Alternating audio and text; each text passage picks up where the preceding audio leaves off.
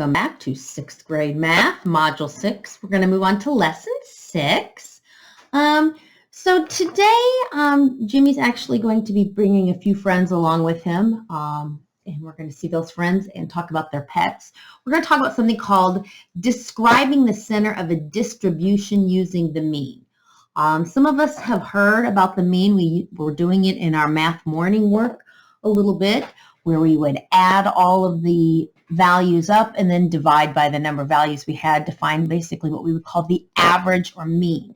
So underneath the word mean, let's just put a little arrow here, and let's also use the word average so we can start understanding that.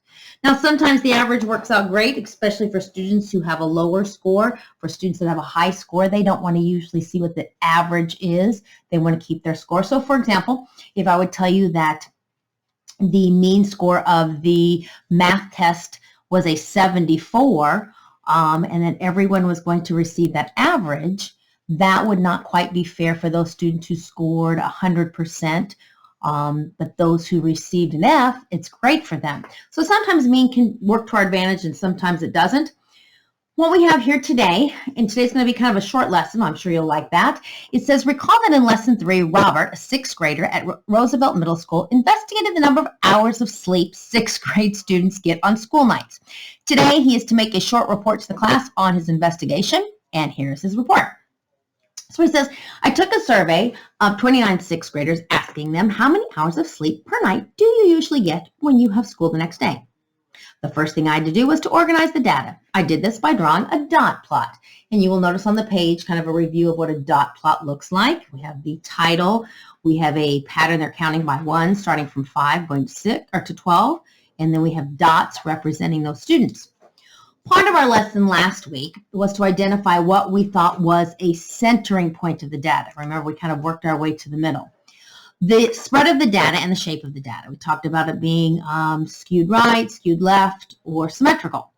So for my data, looking at the dot plot, I would say that the typical number of hours 6th grade students sleep when they have school the next day is around 8 or 9, because that is what most students said, and the values are kind of in the middle. I also noticed that the data was spread out from the center by about 3 or 4 hours in both directions. So here's my center, and then if you notice, I have some data evenly distributed on both sides. So to me, I would say that this shape here is kind of what we would consider a mound or symmetrical. Michelle is Robert's classmate, though. She liked his report, but has a really different thought about determining the center of the number of hours of sleep. Her idea is to even out the data in order to determine a typical or center value. So to me, this is kind of the lesson we teach our kindergartners about sharing, making things even. So if you would, go ahead and turn over to the next page, please. All right, so it says, suppose that Michelle asks 10 of her classmates for the number of hours they usually sleep when they're at school the next day. So these are the responses of the students that she asked. The next question says, how do you think Robert would organize his data? Well, to me, I probably would set this up in what we would probably call a dot plot. And what do you think Robert would say is the center of these data points? Well, if you're looking here, I have 10 values, and if you notice, I have a lot of 8s here. So sometimes he might say that the center of the data would be 8. So I put here, he's going to organize it by a dot plot. His response is going to be the center is around 8 hours because it is the most common value. So if you want to pause your screen so that you can get that written down, you may do so. Okay, so while you were busy writing down this answer, I went ahead and took our data and I went ahead and put it in order from least to greatest so that you can see. 8's kind of hard to see if it's in the center or not. It says, do you think his value, saying that 8 is the center, is a good measure or bad measure? And so I kind of put here a question mark, and you don't have to write all this down, because either you're going to decide, yeah, I think it's good because most of the values are described by 8. You notice most of my answers were an 8. But maybe you're going to be someone who's going to say, yeah, no, I don't think it's not good because half of the values are greater than 8. 1, 2, 3, 4, 5 of them. So the only way we're going to find out for sure exactly what the center is we're going to kind of do something called fair share. We're going to kind of share some items Like I said, we were talking about at school adding them up and dividing by all of the values. So the most exciting part here for you is if you would go ahead and just X this out for today. We are not going to do 90 Unifix cubes. However, we are going to flip over to this back page, and we're on this next page, and we're going to look at my story here. It says, suppose that Rob asked 5 6th graders how many pets each had. Their responses were 2, 6, 2, 4, and 1. Robert showed the data with cubes as follows. Okay, so this student has 1 pet, 2 pets, 2 pets, 4 pets, and 1, 2, 3, 4, 5, 6 pets. Note that one student has 1 pet, and so forth. Then he took this information, you will notice, and he put it into a dot plot. Okay, drew his number line, counted from 1 to 6.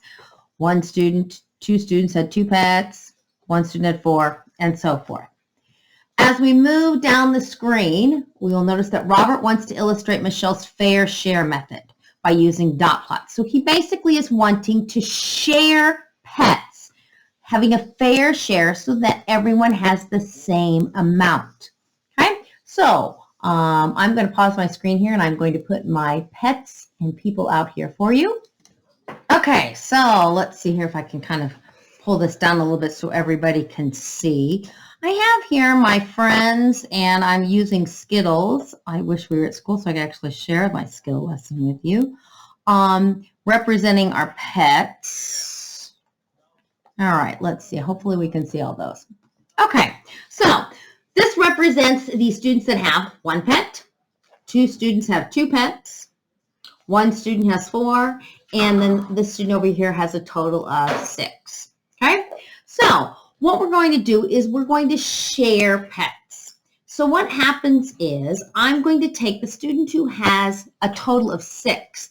This student obviously has enough that they can share, and I'm going to drag this pet and share it over here. So now you will notice I have 3 students with 2 pets, 1 student with 4, and now this student only has 5. You will notice 2, 2, 2, 4, and 5 represents what we have here on the bottom of our page on the dot plot. 3 students with 2, 1 student had 4, and 1 student has 5. So we're sharing the pets, trying to make something what we would call a fair share. Okay? All right, so let's go back to my friends.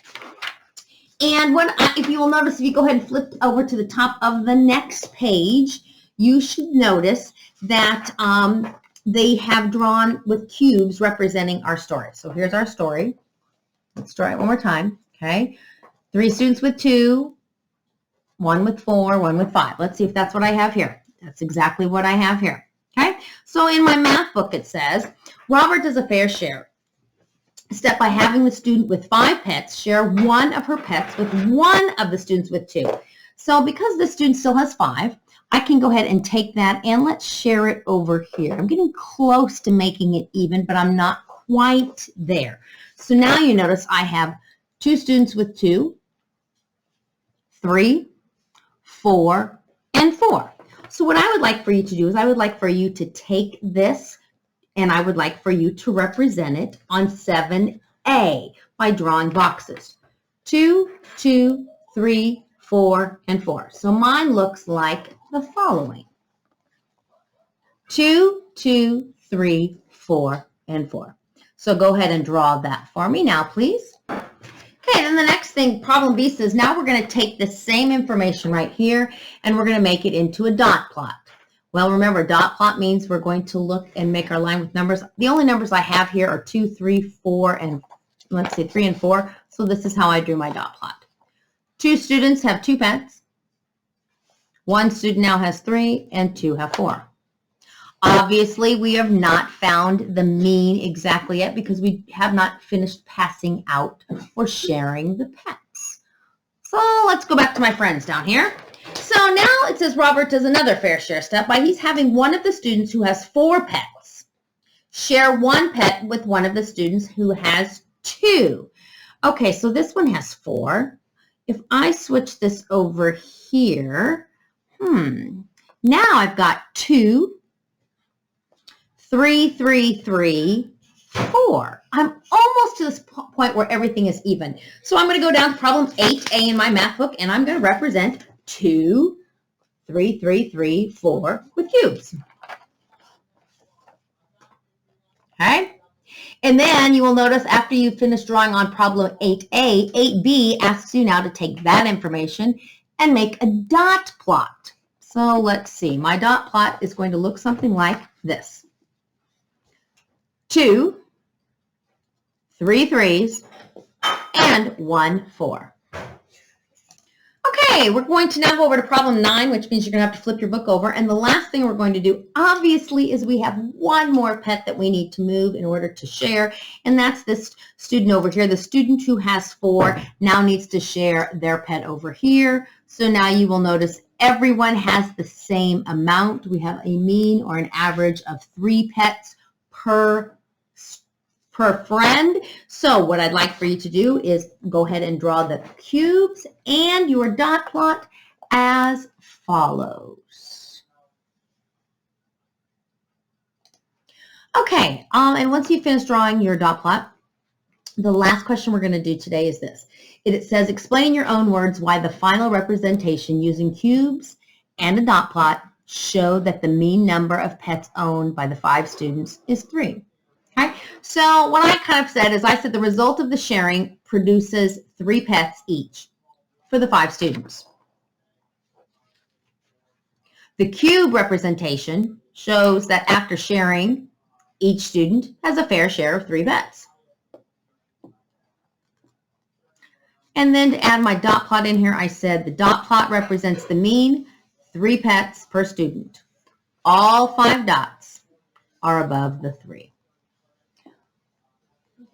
When you are finished, or if you need to pause the screen so you can finish writing that, you sure can do that. Since today's math lesson was short and quick, make sure you have your extra math lesson done, those of you that are still finishing that. Otherwise, the rest of you are free to get on Prodigy or do any math activity you would like. See you all next time.